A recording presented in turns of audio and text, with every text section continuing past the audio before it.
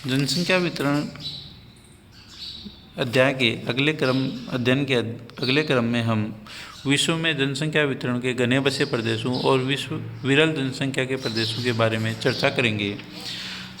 सबसे पहले हम चर्चा करते हैं जनसंख्या घनत्व। किसी देश में औसत जनसंख्या वितरण प्रति स्क्वायर किलोमीटर उस देश की जनसंख्या का घनत्व कहलाता है। अर्थात किसी देश की कुल जनसंख्या को उसके कुल क्षेत्रफल से भाग देकर जनसंख्या घनत्व निकाला जाता है।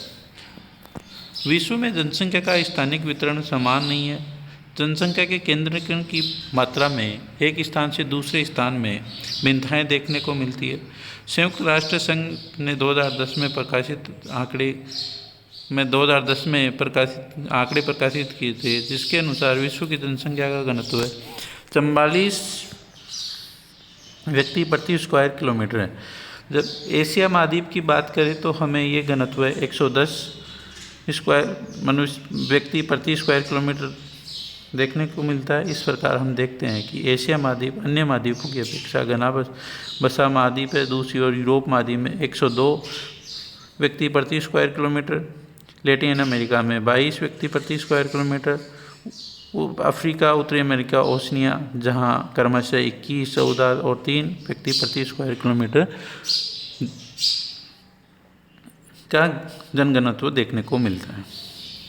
जनसंख्या वितरण के संबंध में एक महत्वपूर्ण तथ्य ये भी है कि जनसंख्या का वितरण विश्व में समान रूप से नहीं पाया जाता, जिसके पीछे कई कारक होते हैं जिनमें हमने पूर्व में भी चर्चा की। इसके अलावा उन कारकों के अतिरिक्त जनसंख्या का वितरण प्रवसन और जनसंख्या वृद्धि दर में भिन्नताओं के साथ समय और स्थान के साथ परिवर्तित होता रहता है।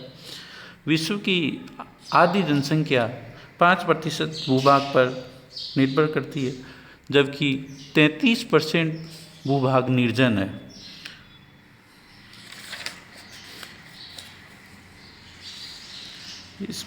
इस प्रकार हम देखते हैं कि जब हम विश्व के मानचित्र को देखते हैं तो हम पाते हैं कि कुछ क्षेत्र घने बसे प्रदेश हैं, जबकि अन्य क्षेत्र खाली तथा कम आबाद देखने को मिलते हैं। घने बसे प्रदेशों को हम 4 भागों में बांट सकते हैं, जहां जनसंख्या का औसत घनत्व 100 व्यक्ति प्रति स्क्वायर किलोमीटर से अधिक है। ये 4 क्षेत्र इस प्रकार हैं। पूर्वी एशिया, जिसमें चीन, जापान, दक्षिणी कोरिया और ताइवान। दूसरा दक्षिणी एशिया, जिसमें भारत, पाकिस्तान, बांग्लादेश, श्रीलंका, मालदीव और नेपाल।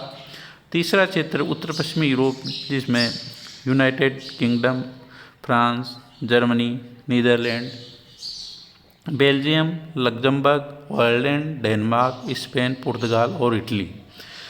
चौथा क्षेत्र पूर्वी उत्तरी अमेरिका अर्थात उत्तर पूर्वी संयुक्त राज्य अमेरिका और दक्षिणी पूर्वी Canada.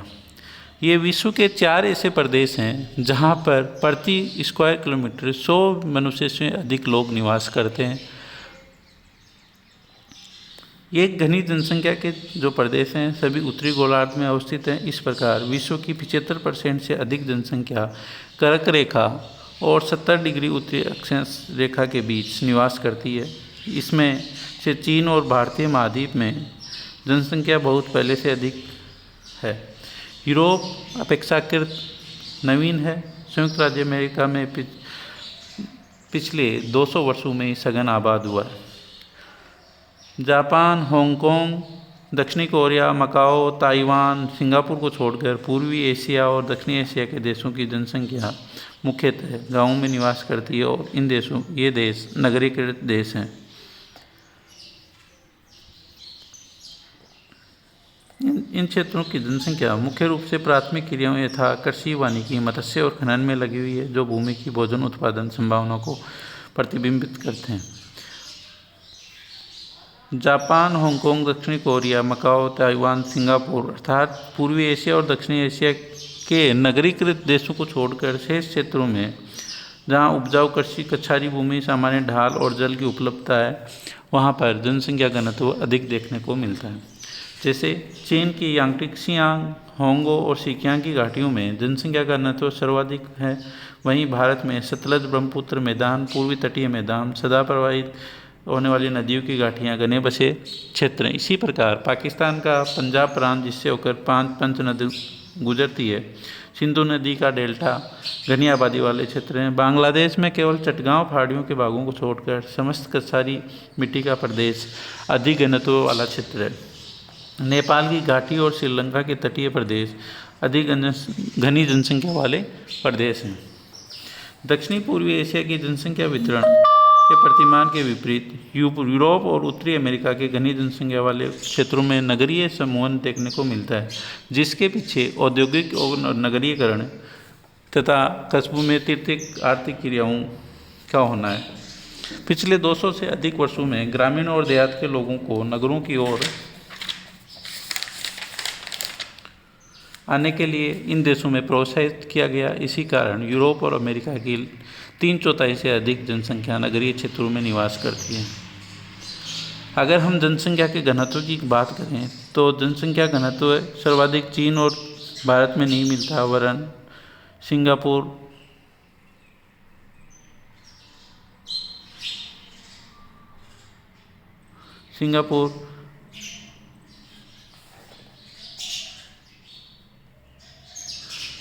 Kuwait, Belgium, Netherland, Britain के नगरीय क्षेत्रों में अधिक देखने को मिलता है।